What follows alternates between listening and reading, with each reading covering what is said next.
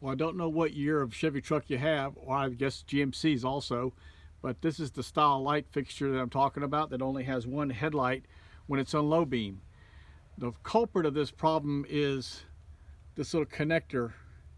You can see how it's damaged and it's gotten too hot and it's burnt. That's a bad connection that keeps that low beam from working. It's not always the bulb that's defective. I've got a H11 bulb here. I replaced the bulb to see if that would fix the problem. Didn't know that the connector was bad.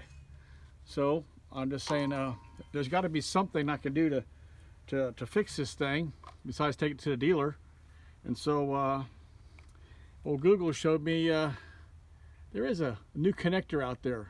This is a Dorman product. It's made in China, but it does fit that bulb, the H11 bulb. And so, you know, I just cut it off at the wires there. The wires were fine. They weren't hot. It was just that little piece of connector that's bad. I'll tell you about this little kit though. It's universal. It fits multiple bulbs, I suppose, or multiple applications. I had to push very, very firmly to get that onto the bulb. Maybe the connection's tight, the female part of it, but that bulb, I had to push on the heel of the bulb to get it in. And there's a tab.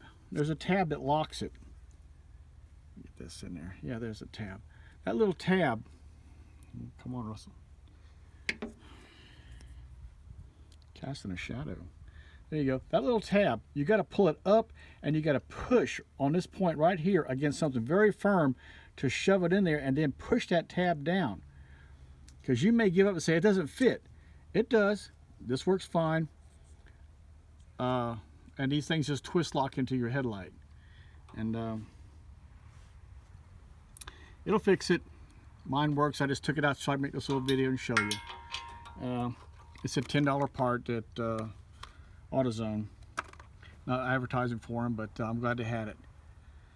Thanks for watching. Appreciate you checking out my channel.